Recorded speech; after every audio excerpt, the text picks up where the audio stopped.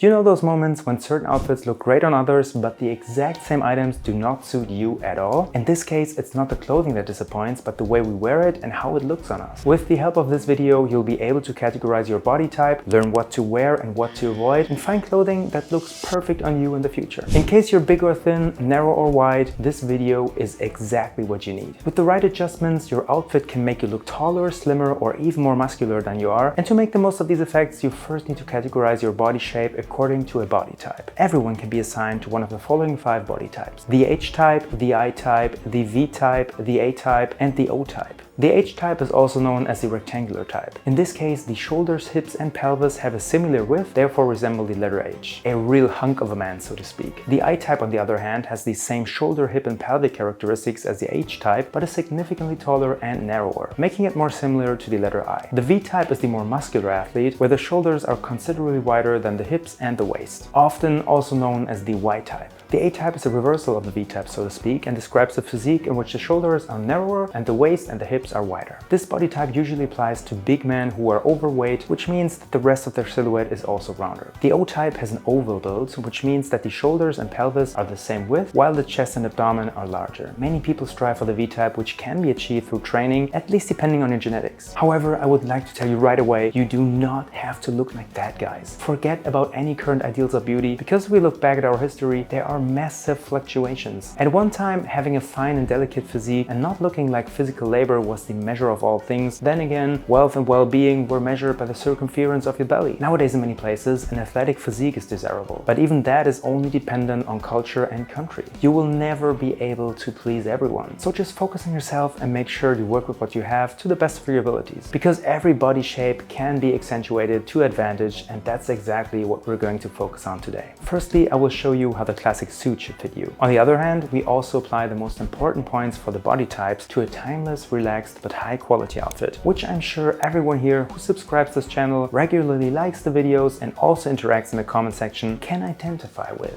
Just a quick cut.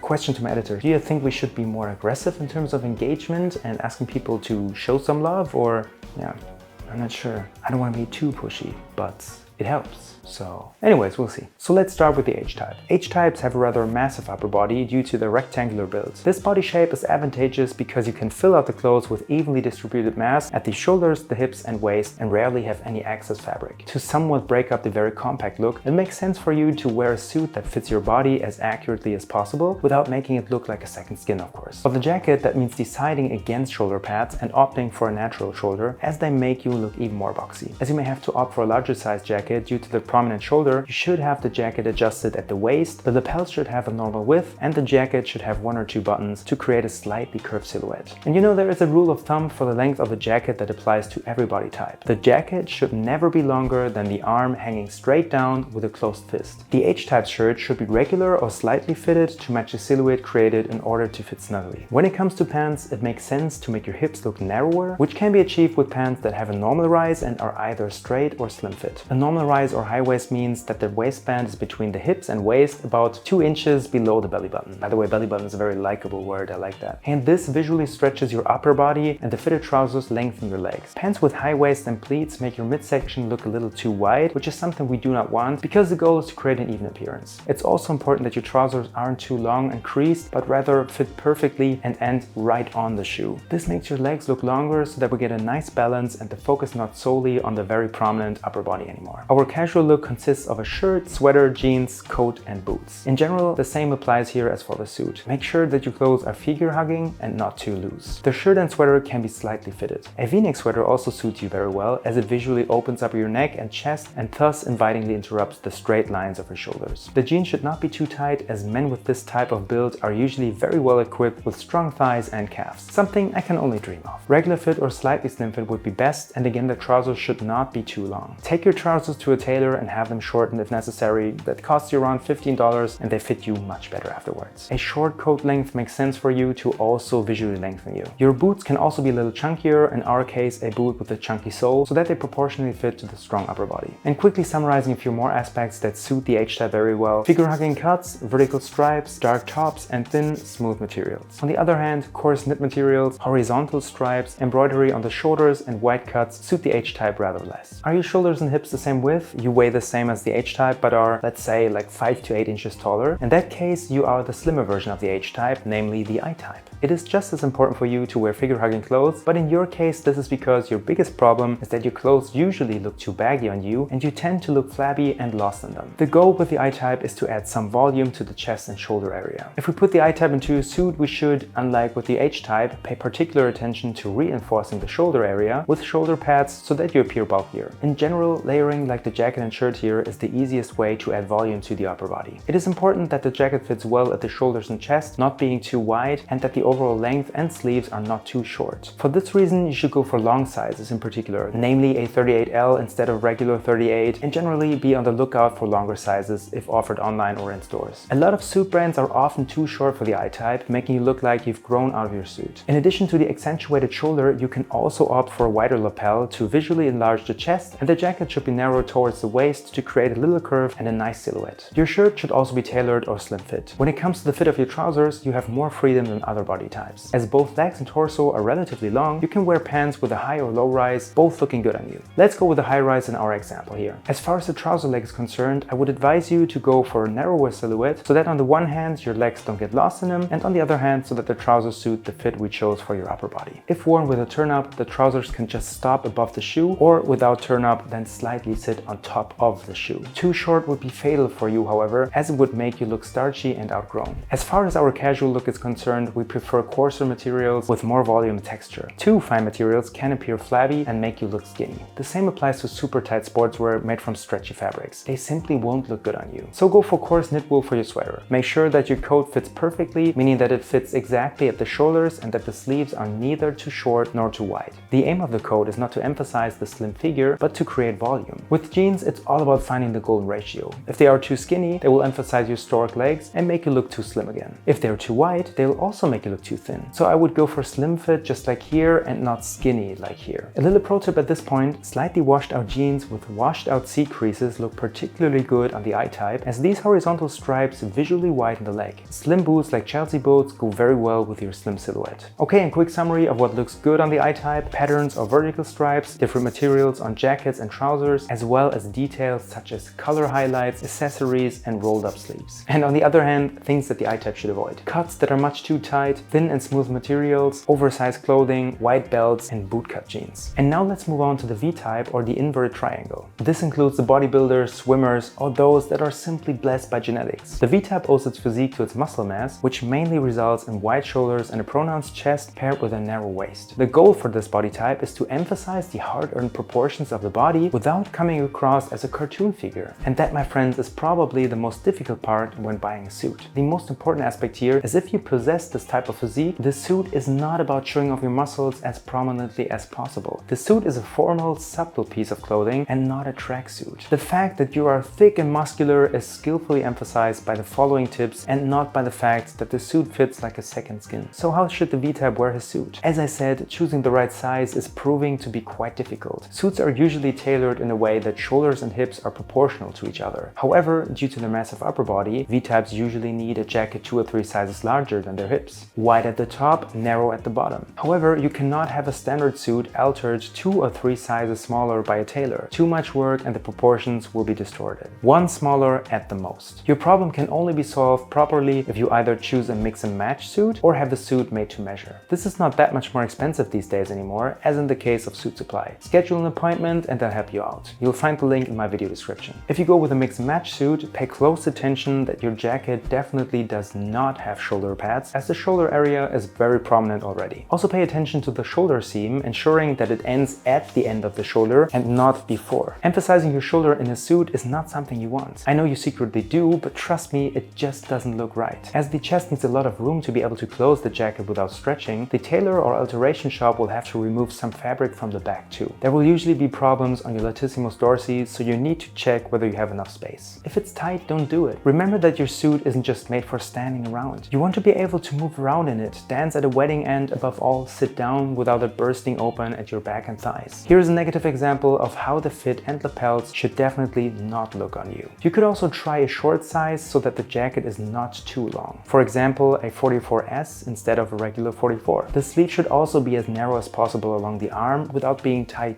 Also make sure not to wear a double cuff that is as too tight, as it will look too tiny in relation to the rather large sleeve opening, making your hands look disproportionately small. The best example here is Henry Cavill, who unfortunately often wears very ill-fitting suits and therefore looks more like a UPS parcel. It is also important that you choose a wider lapel for your jacket so that it fits proportionally to your body. And for your overall appearance, to maintain a proportional balance, slim fit at the top and regular fit at the bottom. If the pants are also narrow or even skinny, you'll give the impression that you're about to fall over, or you look like an iPhone plug. Boxy at the top, thin pins at the bottom. Straight cut at the thighs, the waist can be slightly tapered from the knee downwards, and the trousers should sit on top of the shoe with only a slight break. Your trousers should also have a slightly higher waist to slightly disguise your narrow hips and take out the extremity of your proportions. I know everything inside you screams that you want exactly that, but trust me, you'll look better this way. The pants can flow onto the shoe if they are not too tight, but you can also wear them with cuffs to add a little more visual weight to your legs and to your pants. If you don't have monstrous thighs, you can also wear trousers with pleats to draw the focus away from the top more towards the middle. As far as the casual look is concerned, the focus here is also on visually balancing the weight. To avoid making your upper body look even bulkier and disproportionate to your legs, straight or only slightly narrow pants are an advantage. Shoes can also be chunky again to visually counteract the mass on top. Layering looks great on the V-type, but unfortunately you can't wear too many thickly knitted fabrics, otherwise your coat will be too tight around the back, shoulders and arms. Therefore it's important that you choose a size larger for your coat to allow for layering. You could also think about a raglan shoulder, as it looks more flowing and softens the edges a little. Your coat shouldn't be too short either, otherwise it will emphasize your upper body too much and make you look boxy again. It should at least go to the middle of your thighs. Make sure that the sleeves are not too long and, if in doubt, have them adjusted. The sweater should fit nicely on the arms and shoulders, but drape loosely towards the hip. Again, this is a sweater, not a Gymshark tank top. Please remember that. Then again, a quick summary of what else can look great on the V-type. Polo shirts, soft and flowy fabrics, darker, more subtle shades, turtlenecks and long sleeve polo shirts. Less flattering for the body type are baggy tops and shoulder hugging jackets, coarse knitwear, as well as large and loud patterns and bright colors. Let's talk about the A-type, also known as the triangle. The shoulders of an A-type body shape are rounded and much more narrow than the waist. On the one hand, that can be due to genetics. On the other hand, this body type can also be caused by being overweight, as the weight tends to settle around the abdomen, thighs and buttocks. The goal of this body type is to reverse the proportions through clothing, meaning to make the shoulders wider and the hips narrower. For our suited look, this means that shoulder pads are particularly important to build up or strengthen the shoulder area and thus visually create a rectangular body shape. The shoulders and chest should be emphasized, which is why you can also use accessories such as pocket squares or a shirt with a wider, larger collar. For the A-type, it is particularly important not to wear the trousers on the hips, but to choose trousers with a high rise in order to shift the visual break between the light shirt and dark trousers upwards and thus draw the focus away from the hips. Pants that are worn on the hips highlight the belly that might even hang over the belt and therefore draw even more attention to your waist. Most men with an A-type body still wear the trousers like that, which is why I urge you not to do the same mistake. Pants with a high waist are worn over the belly, covering it up and also visually stretching your legs. Your trousers should be straight cut and not tapered. The taper cut only visually supports the fact that you are getting wider towards the middle of your body. For the same reason, you should also avoid pleats. They draw attention and increase the width of the fabric in the middle of the body. Therefore, wider cut trousers and no eye-catching belts should be used. Find a subtle finish with your trousers falling slightly on the shoe, and I suggest using a decent lace-up shoe. For our casual look, it is very important that we use chunkier materials for the sweater to build up the shoulders. The shirt again can have a larger, inviting collar to draw more attention to the upper body. If we then wear a classic coat with a firm structure up top, the shoulder area will look completely different. If it is slightly tailored around the waist and comes down to the knee at most, it is perfect. The jeans are also straight cut again to get away from the tapered fit, but more towards a streamlined shape. You're not restricted when it comes to footwear, however I recommend a pair of lace-up boots that naturally attract a bit more attention. And a quick summary of what else looks good in the A-type. Patterned tops, vertical stripes and lighter tops with darker pants. Then again, less flattering for the A-type are tight polos and turtlenecks, eye-catching belts, large eye-catching patterns and pants that are too tight. And I can only warmly recommend anyone, genuinely anyone, that deviates from the standard measurements to work with an alteration shop. Most of the time it's small adjustments and improvements that can really take your outfit from 80% to 100%. Or the the alteration shops can fix problems with the fit of your clothes that are bothering you, but you never knew what the problem was. And to finish it off, let's also talk about the O-type. The O-type is characterized by a robust physique that has narrow, sloping shoulders, but the largest body circumference is in the waist area, creating a rounded body shape. The goal is to get away from the rounded O shape of the body and add a few edges to create a striking silhouette. In addition, we don't want to unnecessarily enlarge the body surface, but also don't want to forcibly reduce it. For the suit look, this means the shoulder pads again play a decisive role in building up the shoulder area. Dark suits look particularly good on you because they visually take away some of the volume compared to striking colors. For you, it is particularly important that the shirt, just like the suit, is made of a high quality fabric that flows nicely and therefore creates fewer folds and creases due to body curves. Also make sure that you can close the button of your jacket and that there is enough room at the chest area. But then again, not too much fabric at the back, which will cause creases. It therefore makes sense not only for the V-type, but also for you as a young man to visit an alteration shop and get slight adjustments done, which will improve the suit considerably. Wear the jacket slightly longer so that the belly is not emphasized. The collar and lapel should be larger to achieve better proportions. Accessories such as ties and even the tie knot should be wider rather than too narrow. Have you ever seen the series Suits? If so, you can see the character Louis Litt gain significant weight over time and the width of the tie knot increases proportionally. In the end, the knot is ridiculously wide, but it's still a nice visual example of how small details such as the proportions of accessories play a big role. Your suit should be a regular or comfort fit, but try to avoid excessive fabric around the arms. Also very important for the O-type, which is often done wrong, is the choice of trousers. Just like with the A-type, a lot of guys here go for waist-high trousers that they of course want to fasten with a belt. But here, as well as with the A-type, the belly will just hang over the trousers that will constantly slip as the belt can't find any support at the waist. Make sure to go with high-waisted trousers as they will also help to conceal your belly, and use suspenders which are more comfortable and add a very nice but also useful detail to your outfit. Let the leg of your trousers fall straight and slightly onto the shoe to create a harmonious, well-proportioned look. With the casual look, you can leave a bit of space around the top, for example with a crew neck sweater, as it gives you exactly the space but at the same time conceals the belly very well. The shirt should have the same cut as mentioned with the one for the suit, but a larger collar. But don't work with too much layering as it can tend to make you look bulkier. The jeans should never be slim fit, even if you, like many others by the way, think that they should emphasize the only slim part of their body. However, this will only bring your stomach back into focus. A wider pair of trousers will make your legs look wider and therefore much more proportionate and natural to your upper body. High-rise jeans are also very beneficial for you for the reasons mentioned above. Add a sturdy, coarser pair of boots and the look is perfect. And now quickly summarizing what else suits the O-type very well. Tonal looks, larger accessories such as watches, wider ties, dark colors and solid fabrics. However, you should avoid large eye-catching patterns and colors, very tight tops and pants, as well as flimsy accessories. If you're still not sure whether something suits you, even after being categorized into one of the body types, why not join my newsletter community? You can send photos of your outfits to the chat and get the opinions of others, including myself. In addition to my weekly posts, the community chat will be incomparably helpful the larger the community grows. You can find the link at the top of the video description. I hope with today's video I was able to give you some insight of how to dress better for your body type. And you cannot imagine how much work and effort has been put into this video. Therefore, every like, every follow, every share, every comment will help us grow this channel. Or perhaps to also find a sponsor for the one or the other video, because then